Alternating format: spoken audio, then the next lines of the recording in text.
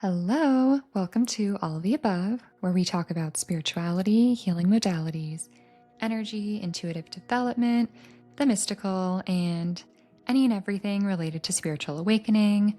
My name is Meredith, and I'm so excited that you're here and to jump into today's episode. Hello, welcome back to All the Above. I am so grateful and excited that you're here. And I am so honored to be sharing this beautiful conversation that I feel so lucky to have had recently with Cynthia Abulafia. And she is incredible. She's amazing. I will share more of an introduction to her in the episode, but I just wanted to share a little personal intro here. We dive into the goddess and divine feminine, and this feels so aligned, and it's so interesting because personally, the goddess has really been speaking to me, and she has been showing me her presence and coming through. And I will just share a little story with that. I was traveling last week and was just kind of in the airport and was sort of in my head like, oh, I'm just going to ask for a sign. Let's just show me some sort of confirmation, some sort of sign. And then I'm on my second flight of the day, and sitting next to me is this woman, and at the end of the flight we start chatting and started showing me her fashion line that she's launching and showed me the whole video. It was so fun. I loved it. And I was like, oh, just what's the name of your brand so I can look you up when you actually launch?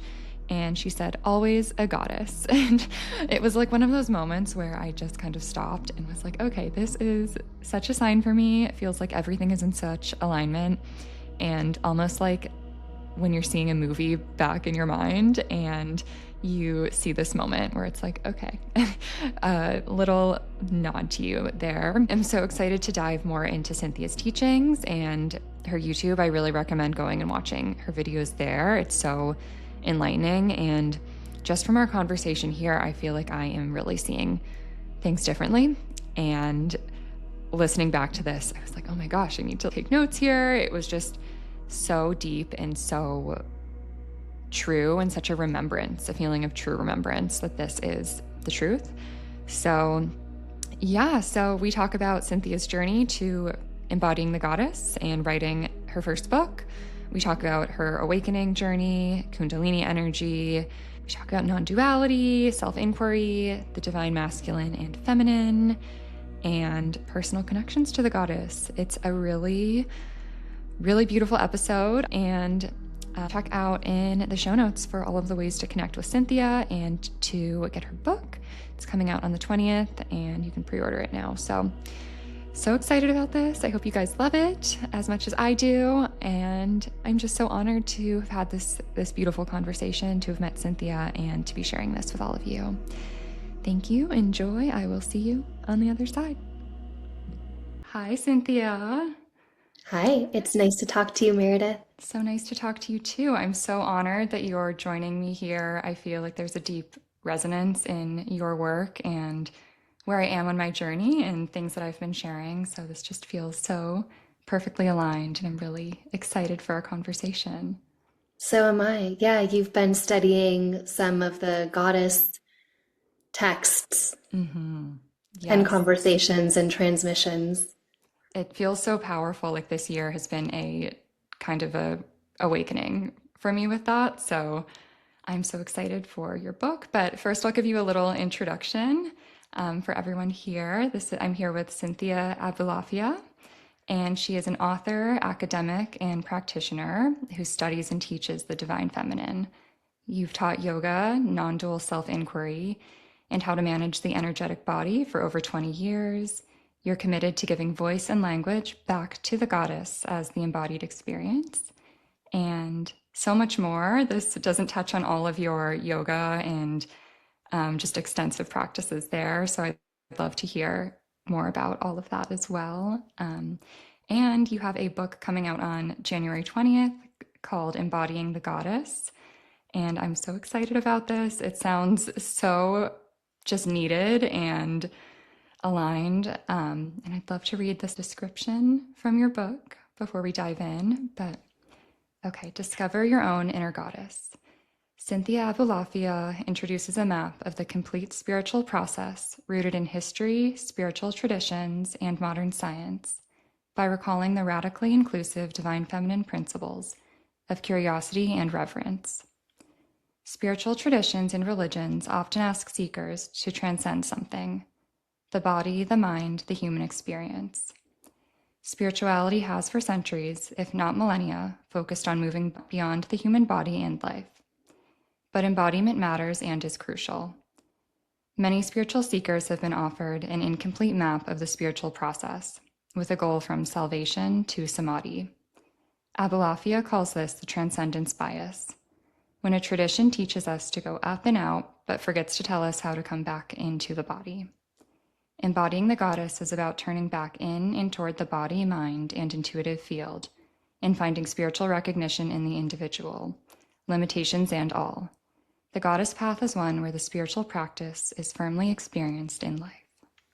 I love that. So, could you tell us a little bit about your journey to write this book? I imagine it's been a lifelong journey, and I would love to hear your journey on the divine feminine path and with the goddesses and the whole story. I'm so interested.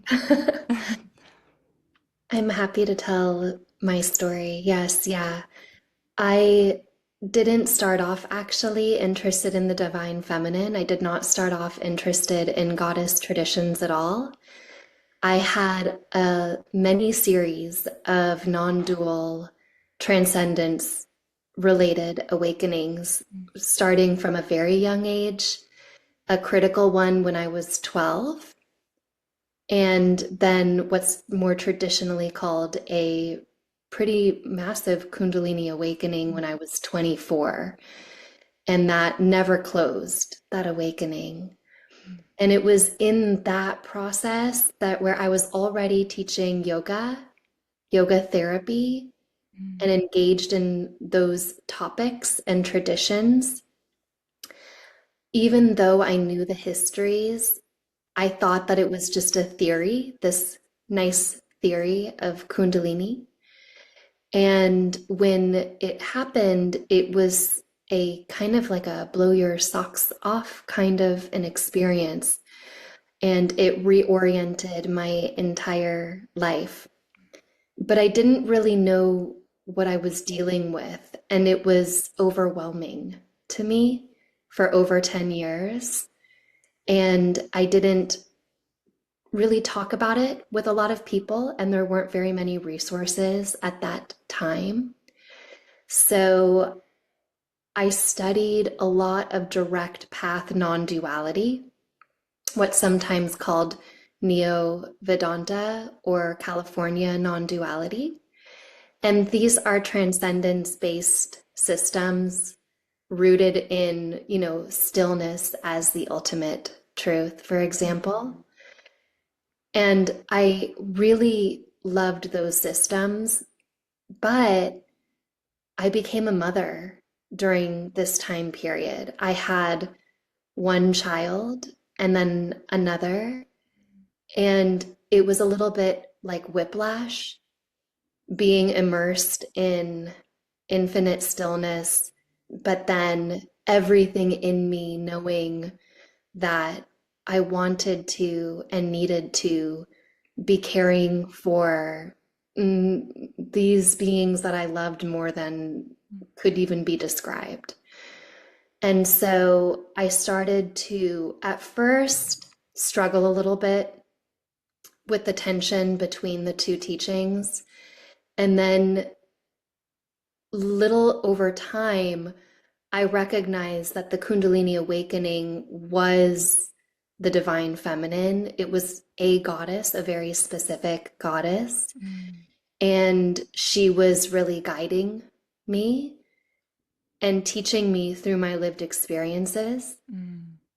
Once I recognized that, it became a lot easier to understand, and this was 10 years in, it became a lot easier to understand, oh, there are traditions, they're just hidden, they're not popular nowadays, where embodiment was taught as the radically inclusive, non-dual. And where are those teachings? And what does she have to say about it? Mm. But she needed to show me first directly how to live that life before I could get academic about it.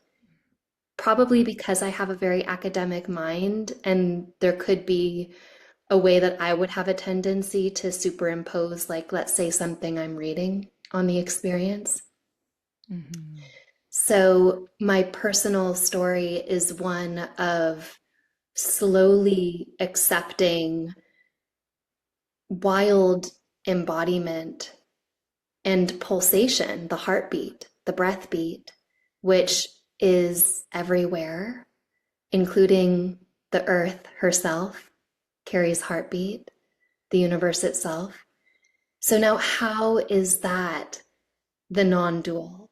Because so many of the traditions that we often study or look at say things like only stillness is true, Mm. but she doesn't say that. Mm. Oh, wow. That is beautiful. It feels like such an interwoven part of your journey, even when you didn't realize it as well, which is so profound to have that realization. And she's always been with you. Yeah, she's always been with me. Yes. Mm. Oh, Yeah, and when I found the schools of non-dual tantra, the goddess schools, I came home mm. really immediately and quickly. And that's what I've been studying for the last 10 years, are those traditions and those schools. Um, Even very specific teachers within those schools. So it's a way, I think, where nowadays it's not that the wisdom is lost. The wisdom is there. Most of the texts are untranslated. That part is true. Or the lineages, many of them have faded out. Some have not. But it is harder to find those traditions and lineages. But for example, the frame story of the goddess in those tantric lineages goes something like she is so in love with her beloved, who represents transcendence, total stillness, that she creates herself out of the transcendent, out of the stillness, in order to give her beloved the one thing that infinity cannot do. And the one thing that infinity cannot do is limit or bind itself. As Mm. any young child will tell you, you can't add infinity to infinity, right? You can't divide it, you can't multiply it. It remains infinity. And so she kind of weaves the impossible. And as she does so, she creates limitation and form. But because limitation and form is logically impossible, she does so as an act of total and radical freedom. Mm. So actually being embodied and even having a bad day, feeling limited, feeling up against an edge is a way where she is expressing her most freedom, her greatest freedom. So I often say that working with the divine feminine really means looking at the edges of things.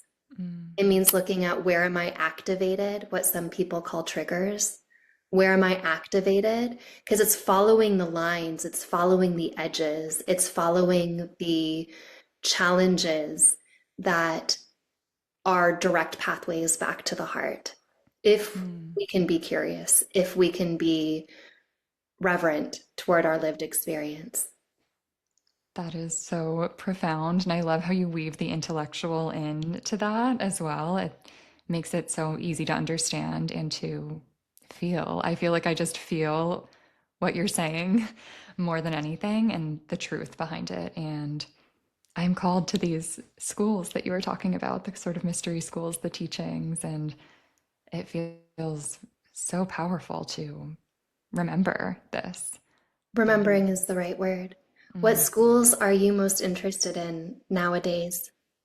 I feel like I've been a little bit all over the place, and I was listening to something you spoke about previously with going on the retreat and then another retreat, kind of chasing that spiritual high. I forget how you phrased it, but it really hit home with me the way that you said that, because I have definitely been, I'm like, oh, I'll do this channeling class, I'll do this kind of spiritual intuitive development class, and then it's always like the next class, the next class. So I think really for me, that's something I'm reflecting on, of coming back to the kind of base teachings and really, yeah, just Yeah. coming back to myself and taking a pause. Well, being a promiscuous mystic is very hot right now. We're all trying to leapfrog from one teaching to another teaching. I think part of it is because we know that we are whole and that we are in a process of remembering. Part of it really is making our toolkit a little bit bigger because we know, I mean, we need a big toolkit. It's not an uncomplicated experience to be alive. It is complicated. And so like putting tools in our toolkit is important. And at a certain point, are we hopping experiences? Are we brushing up against another hit of the transcendence pipe again and again and again, specifically because we feel the hangover Mm. when we've left transcendence and we've become so-called ordinary again, and something has pissed us off? Mm-hmm. Like something has shut us down, and it's like, okay, but I've had an experience. I have this touchstone experience. So if I sign up for another course, I'm going to get back to it. And if I get back to it, maybe like I can stay there this time. But we've Mm-hmm. just created a system of winning and losing, a system of succeeding and failing. Like, I'm going to win spirituality now. Like, almost on a very subtle level. It's very subtle, right? Because, like, part of it is collecting tools and part of it is returning to the heart. Yes. But there's this flavor that a lot of us, when we're in it, are scared of the hangover, the transcendence hangover, because we haven't been taught who the goddess is. We haven't been taught who she is. We've been taught plenty about the transcendence, like, let's go do that thing where I get to have this amazing expansive feeling. Okay, so we have the expansive feeling, but if she's the binding and the limiting, if she's the pulsation, if she is the process of condensation, like the gathering into form, Mm-hmm. then we might actually be missing the greatest lesson of being alive over and over and over again. If we're in a transcendent space, very expansive, if we can stay curious through the condensation, through the small making, through the coming into form, and like that first thing that's like the elbow pushes against an edge, and like, oh, there's like a, okay, that person cut me off, and like now I'm frustrated. And like, even if it's just like a small little frustration that then builds to the next one. And but if we can catch that first condensation, that first small making, then what we're doing is we're tracking the movement from the very, very big toward the very, very small. And once we track that experience over and over again, no longer focus so much on the shooting up and out, but doing the opposite, which is the coming back and in, the coming back and in, the, oh, the texture today in my body is warm, or it's cool, or the shirt I'm wearing against my skin is rough, or it's smooth, or my hair is knotted, or, you know, we start to build textures and layers and the sense perceptions gather back in. Tracking that not only makes us deeply human, but it embodies the goddess. Mm, because she's not separate. She's not an archetype. She's not somebody to be in dialogue with. That's mm, just, right? She's the body itself. She's the lived experience itself. She's the breath mm, itself. And so remembering the contraction is actually being in deep intimacy with her. And then all of a sudden, what is even ordinary anyway? mm. Oh, What even is holding a cup of coffee in the morning and sipping it? Like, what a crazy miracle that is. mm. That is so beautiful. I have chills listening to you talk about this, and it feels so, I mean, just remembering that she is within us. And I loved what you said so much about not talking to her because she is us, or the way that you phrased that was just kind of mind blowing. Honestly, it's really, I feel like I'm so kind of early on this journey that hearing this from your perspective is just truly profound. Eyes are her eyes. Your mouth is her Mm, mouth. She's speaking through you and looking through you as you, mm, as you. And you know what's beautiful? There's this image in one of the tantric traditions, the Krama tradition, I'll name that, where you know what a mandala is? Like a circle, mm, and it mhm, usually is a geometric circle. Like a mandala is a sacred geometry, and then it has like a circle around it. Sometimes it has gates around the circle. Sometimes it has petals around it. The I think mandala, the like a flower sacred of life kind of flower of image. life is definitely a mandala. Yeah, Okay. yeah. So a lot of times in a lot of spiritual traditions, people meditate on a mandala, like they meditate on a sacred geometric image. But in this particular tradition, in the Krama tradition, they say that the all of life is the mandala. So the Mm, sacred circle is life itself, mm, and that the center of the circle is the center of your being, which is your heart, mm, and that your senses, so all of your senses, are the rays that go from the center of the mandala out in the circle, mm, press against life, create it, turn back around again, and then reabsorb it back again. So we're like the walking, living, multidimensional mandala. We are the sacred geometry. mm. Oh, that is so beautiful. That is just, I feel like I am seeing how I look at life differently, honestly, from like 20 minutes of our conversation.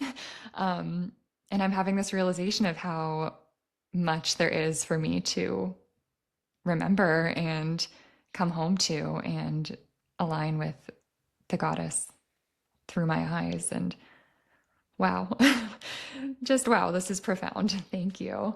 Yeah. Um, Your voice knows it, like our voice speaks it, right? Like when we speak, we're speaking from the heart. We have an instinct. I think so many of us now are having dreams about the goddess. She's mm, coming to us, usually in very specific forms. Mary Magdalene is coming to a lot of people that I know, for example. mhm, Um, and kind of it's like a tap, tap, tap. Hey, remember your heart? mm, Remember that I'm you. mm. And there's something happening for sure out there. I really feel that. And Mary Magdalene, personally, I've been feeling such a strong connection and these realizations of my journey, how they are parts of her journey, but then realizing that it is all one and the same journey. So that has been a beautiful So part you're of this saying that year, part of your personally. journey is personally part of your journey is almost like echoing the Hmm. story of her journey. Is that what you're Yes, saying? that's what I, Wow. yes, yeah. And just looking back at it and being like, oh, wow, that's why I had this Wow. experience. And um, just seeing that and feeling really connected to her lately in this year. And That's amazing. it's been really beautiful. Yeah. I know Um, somebody who realized that she was going through Inanna's journey, mm, which is a very specific journey. And these are very specific journeys.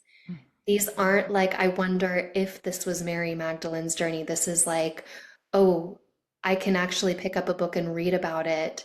And every single signpost that's here and every single turning that's here is something that either I've gone through or I'm in the process of going through, right? It's like the answers are all right there for us if we just open the That book. was the first 10 years of the Kundalini awakening. Mm. If I could have picked up a book of what I study now, it's almost like, oh, hey, map. There you Hello, are. map. Been looking for you. Well, thank you so very much for making me walk that super in the dark. But really, I mean, I do think that we're meant to walk it a little bit in the dark for ourselves and then come upon it and realize there's a joke in it. There's a laughing in it. Mm. Like we hear life laughing a little bit around the Mhm. edges when we pick it up and we read it and we go, "Oh, Like this, there it is. there it is." Perfect timing that it found us in that moment when we figured it out kind of on our own, and then it's reassurance. Exactly. The Yes. Kundalini piece is so interesting for me too. This past year, I have really been having an activation with that where just the jolts of Kundalini, it's hard to even explain to people who don't really understand or haven't experienced it, I'd say. But Yeah. I'm curious about how that is still kind of a part of your journey, if that's something that's just grown with you or something that you just understand more. Here's what I'll say about that. Those jolts, they're called kriyas. And what is she up to when she's doing that? Mm, Right? She's cleaning house and mm, really making us look at the armoring we've put up around our heart, mm, usually for a very good reason. Usually we don't just put armor around our heart for no reason at all. Usually it's a very good reason. It's like, mm, I will protect myself from that, whatever that is, right? And now I'm gonna, when I feel something coming at me, whether it's true or not true, like I'm gonna have armoring around my heart. So a lot of the Kriyas are kind of like pushing through the mm, armoring, mm, which is a positive way of putting it. And now the more challenging way of putting it is that it's really, really hard and she doesn't give us a break. mm. Like sometimes she doesn't remember that this is a human body and it needs to sleep at night. Like maybe now's not the time to be going into like spasms and past life, like Totally. like maybe I don't need to see the whole screen going in front of my face of all this. Like I can you please like let and you can actually talk to her. Mm, You can. Sometimes she listens. I love This is a that. human experience. Give me a break in this moment, Mm, please. mm, Um, but the for me, the experiences were debilitating. They mm, weren't like mild mm, kriyas. They were really intense, and that's what lasted for the longest for me. And it wasn't until I started doing the multiple layers of the work, the trauma work and the recognition work, that the Kriyas calmed down. It's like I wasn't on my life path. I was close to my life path. I was a yoga teacher, a yoga therapist. I was like in the right like umbrella title of what it was. But I wasn't studying Sanskrit and reading those specific texts directly. mm, So I was like one step off of my path. And what I'll say is that the moment I clicked in, which took me really a long time to do, the moment I clicked in, all of the Kriyas became like lapping waves in a mm. gentle sea, as opposed to like a hurricane. Wow. And I've seen this happen in people over and over again. There are people that come to me with radical Kundalini awakenings. I don't know how they find me because I don't advertise that I help people with this. Mm, I think it's through word of mouth mostly, but I have people reaching out to me from kind of all over the world, and they'll just text me. All of a sudden, I'll get a text message, and Gosh. we work and we work. And now, what is this? And what's the uncovering happening here? And what is it Mm, trying? What is she trying to tell you? Because mm, she's always trying to tell you something, mm, and you usually know exactly what it is. But sometimes it's like there's some people that I'm like, you're holding something back. What is mhm, it you're holding back? Like, there's a truth you just don't want to see because it's a hard truth. This isn't like small stuff. This is like, I need to get a divorce kind of stuff. This is mm, like big life-changing stuff that sometimes people don't, they're not. It just requires a really, it's serious to look at it. So, and it, that's what the message usually is coming through. And that's not to say we don't have agency. We have total agency. The agency is the heart. The heart is sovereignty. mm, So, but then where is it that we're hiding that truth then from ourselves? mm, And the Kriyas come to break through a blockage. And maybe it's just a testament to how many blockages I had that my Kriyas went on so long, right? Like I had so many. And so, um, it was a harder process, but I really truly don't think it needs to be. mm, I think having community and speaking to people is one way of helping, like sharing your story, being like, mm, hey, this is my story. What's your story? Right? I love that. Oh, thank That's you a for that. radical act. Mm, Sharing a story is a radical act. it And is. wisdom traditions have used the power of storytelling since the beginning of humanity to sit Mm, around the circle, to sit around the fire and share a story. It humanizes us, it deconditions us. And mm, it's really only in transcendence driven systems where the feminine is shut down, where it's like, your story isn't real, you don't actually exist, everything is impermanence. Once you get past your story, then you'll see the truth of whatever, right? Like mm, that's the transcendence mm. bias. Well, what if it's the opposite? What if the Kriyas are telling you, what's your story? Oh my gosh, I love that. And thank you for that understanding and explanation because I have been going to Kundalini yoga classes, I've been Googling, and I have not found something that answers or just explains it in a way that makes sense or that, makes it align with my path and my journey. And yeah, even asking the Kundalini teachers, I haven't really gotten an answer. So, No, they're the ones that well, Kundalini yoga isn't based on historic. I say this in just total honesty here, mhm, that system was really created by an individual. It's a mm, very cobbled together created form. Now he has his story of how ancient that system is, but the truth and the fact on the ground is that Kundalini has many different histories, and doing activating Kriyas will surely influence your body, your energetic body, your pranic body. That doesn't mean it's going to move through the knots. mm, For some people, it may. For some people, it may.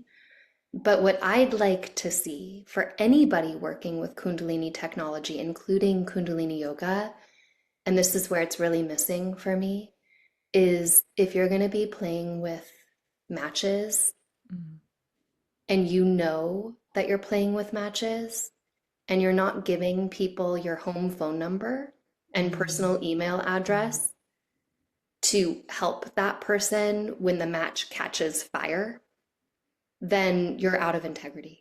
mm. Because integrity is staying with people when they're in a process.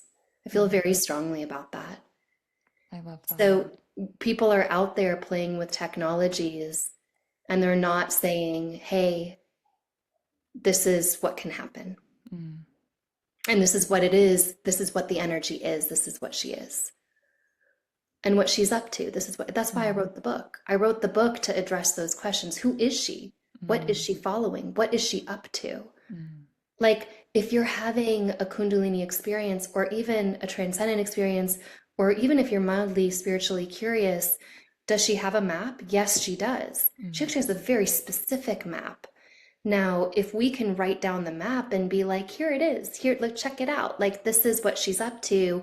Now, all of a sudden, instead of like asking somebody like, you know, else out there, we can do it ourselves for ourselves and still have the resource. So it's like building community, having resources, getting people's email address, you know what I mean? Like creating webs of communication and in service of us realizing that like we're in a process for the purpose of the heart. I love the self-inquiry piece with all of this too, how it's really asking those questions and asking, what are we being shown right now? What are we being told? What am I supposed to be truthful about or speak or do or say? And I'm excited to see where more of that in your book. I think it sounds like there's more there, kind of like the roadmap that you mentioned of how we navigate. Yeah. I don't have as much as I believe in story, as I told you, I really believe in story. I think that that's the edge of the divine feminine. That's her in her greatest power. Now, having said that, I have so little of my own personal story in that book because as I was writing it, I was like, oh, we don't even have her map anymore. We don't even have the right language to describe what she's doing anymore. Like we're so far removed from her wisdom and wisdom traditions have tried to keep her alive orally and in community. So many wisdom traditions have tried, but any patriarchal tradition that has come through that has eliminated her or reduced her, what's ended up happening is nowadays, even in the modern spiritual world, we're taking language that relates to patriarchal values and picking up that structure and like putting it on her, right? Like that's why I say archetype isn't her. That's not her. That's like what one guy said she was, Wow. right? She's not a pattern within the whole, except when she is. She is the whole. She is the whole. And so like she's not light. She's transition. She's complexity. She's light plus darkness. She's both. She's the ability to play the pulsation so that it reveals both. And the moment we say she's this but not that, it's no longer her. It's now something else. She has to be anything that you say, she has to also be the opposite of that because she's pulsation. So she's the high of the wave and she's the low of the wave, right? And so that's what I mean by I needed to like write out the map. It's the ability to hold opposites, which the heart knows. The mind struggles with it, but the heart knows how to hold opposites. My heart knows how to hold grief and joy at the same time. My heart knows how to hold the bigness of me and the smallness of me at the same time. And my heart knows how to, you know, be insecure and be deeply rooted and confident at the same time. So like the heart knows this. Now we just are like, oh, that's her. Oh, okay. She's always there. She's everything.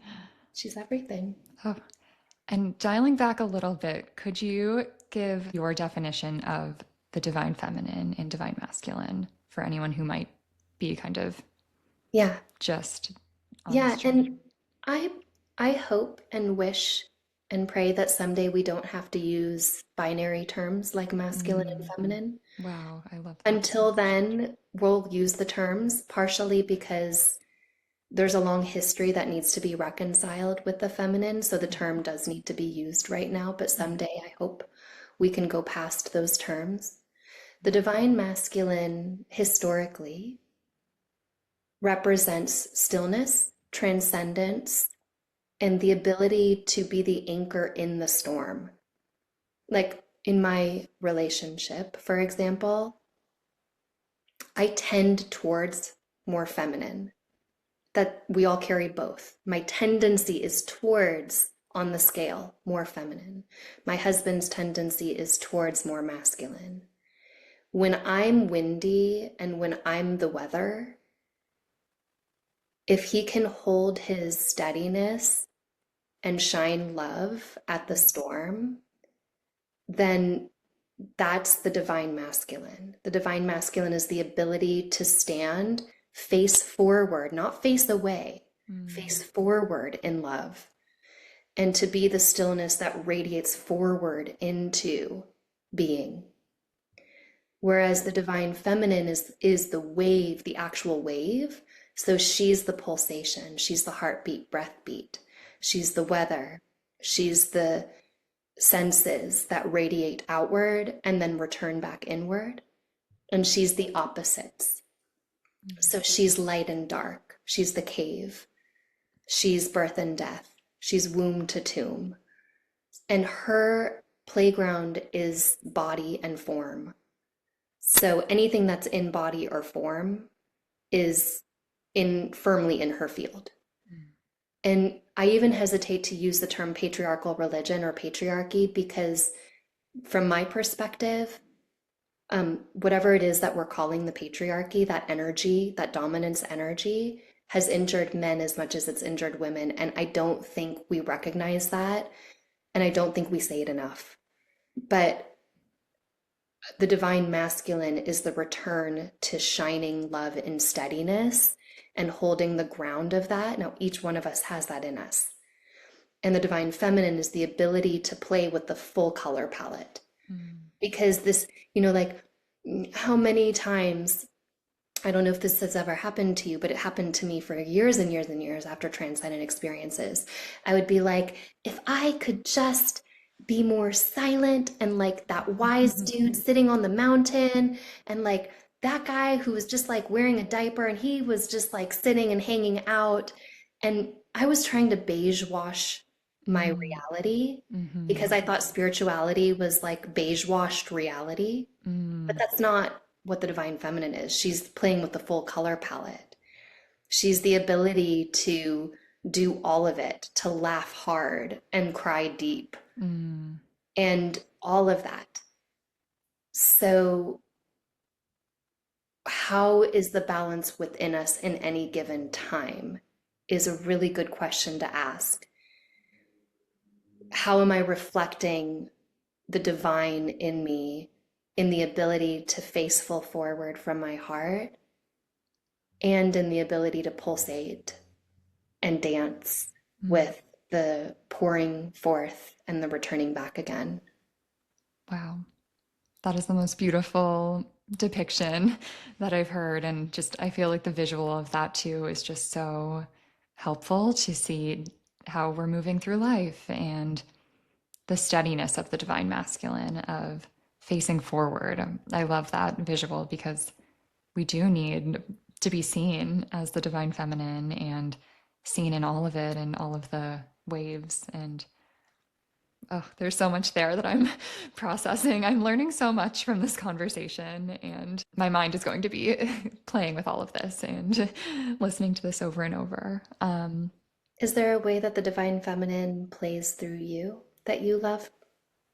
I think lately it's been my deep feeling and being able to be on a plane and be fully crying and to be feeling and to be then like joyfully dancing around and listening to music and even singing lately has been something that has been just kind of coming to me that I've been loving and just expressing and enjoying life. Yeah, I think the deep feeling, the depth of it though, and going to the low places and acknowledging that and like sobbing and letting it out, but then also being able to kind of bounce back and sing and dance and be creative. What about you? Do you have any favorite ways that the divine feminine moves through you?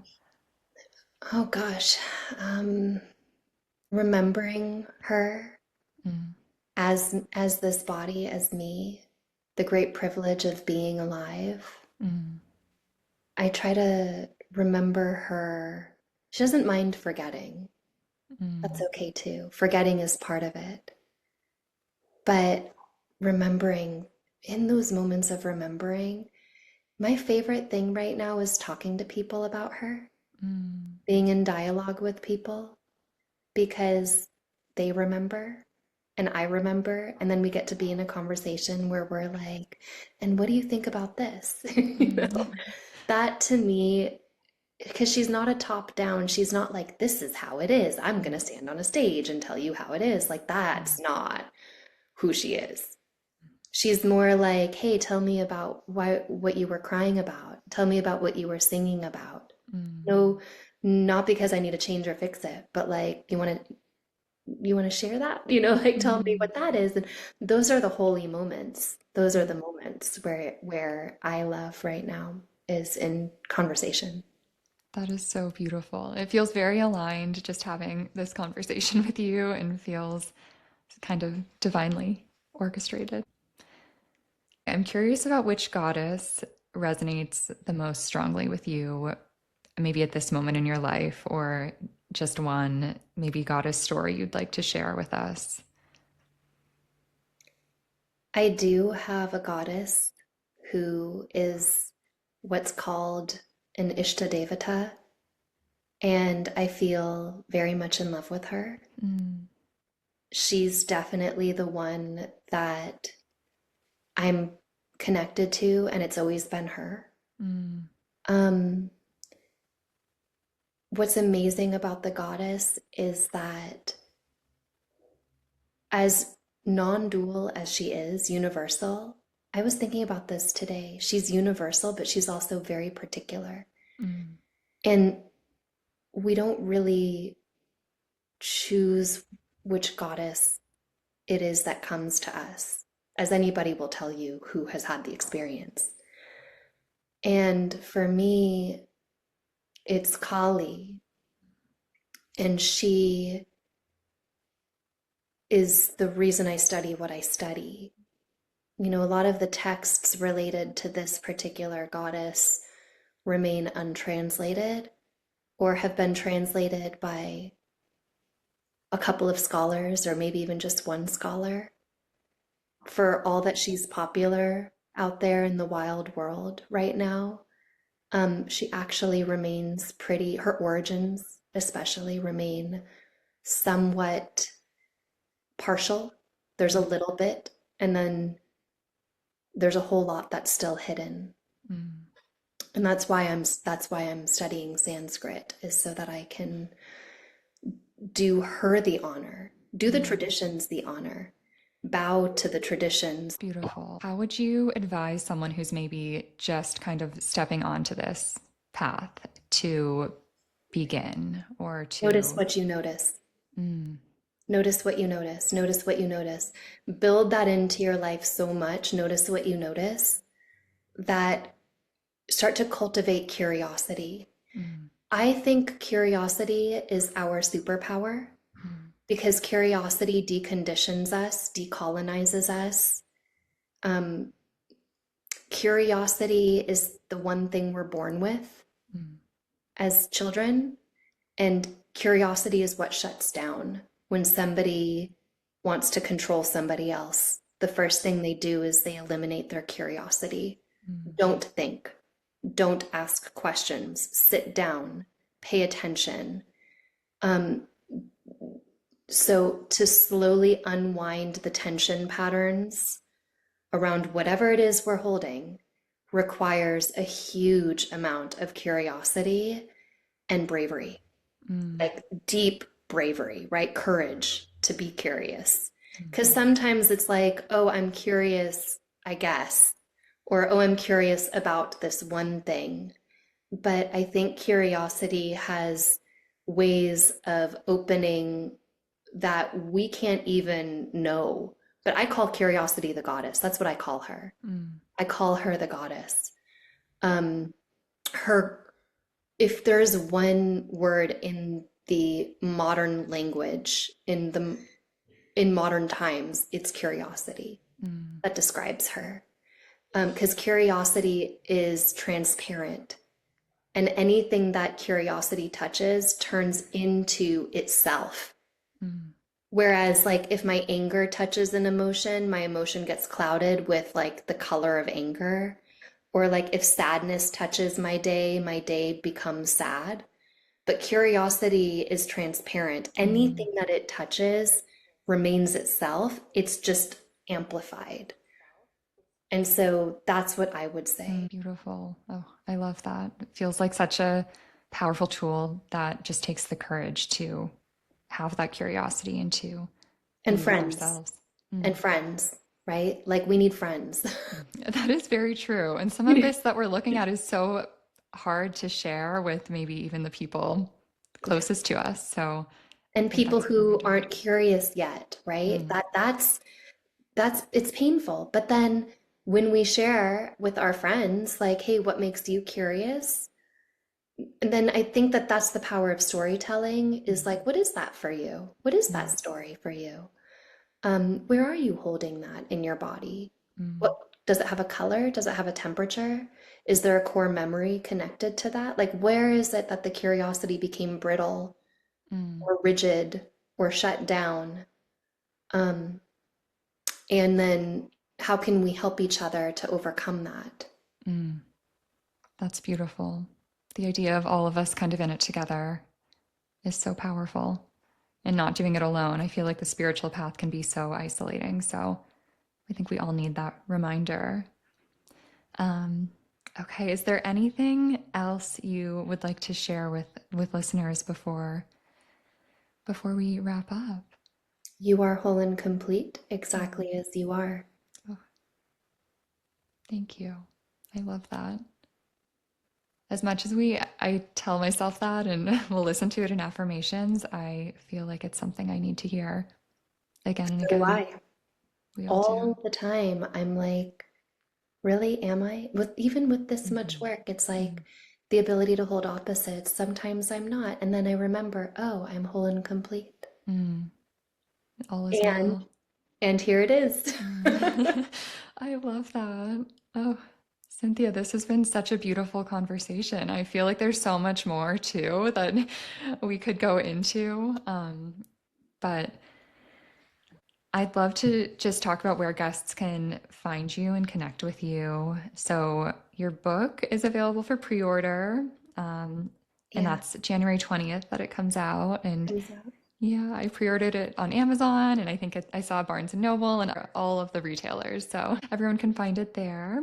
And your Thank you. website, of course. I'm so excited for it. It's Thanks for going. pre-ordering it. You know, it's crazy. I'm new to publishing book. I'm new to Yeah. this part.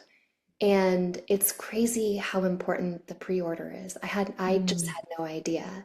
I've Mm. had to learn all sorts of new things. Like I had to learn the word algorithm. I didn't know that word. Oh, Now oh I'm like, gosh. oh. No, we have to But play so with that. thank you for doing that. Of Thank you. course. Yeah, of course. And then it's exciting too because you don't think about it and it just arrives and you're like, oh, I have this this book, surprise. Um, and then your website is cynthiaabulafia.com, your Instagram, Cynthia Abulafia Yoga, and you're on YouTube and Substack, and they're all linked through your website. And you're also a yoga soup teacher, so people can take classes with you. Yeah. And teacher trainings. I do Oh, trauma-informed teacher trainings and I teach Tantra. I teach the classical texts in the teacher trainings. I teach amazing. classical texts that most people don't even know exist or are out there. The most fun Mm, part for me is wow. teaching the texts. Oh, that's such a gift to be able to share that with others too and to help them come home through that teaching. Wow. Um, yes, and I'll link all of this in the show notes so people can easily find you. And yeah, I am so truly grateful for you and for your light and for your teachings. I'm so excited to learn more from you through your book and your offerings and to stay connected. I'm really grateful that you took the time to come onto all the above, and I know I'm going to be coming back to this episode again and again and your wisdom. Thank you, Cynthia. Thank you so much. Thanks for the conversation. Of course. Okay, this was so beautiful. Thank you. Okay, bye. Thank you so much for joining me on today's episode of All the Above. I hope you found some wisdom, insights, remembrances within yourself, and I hope you remember how beautiful and divine you are, and that you have so much to offer and bring to this world, and your gifts are so needed. You're so needed exactly as you are. And with that, if I haven't said it yet, I want to send you so much love and light. And thank you so, so much for being here. I hope you have the most magical day, and I will see you soon. Bye.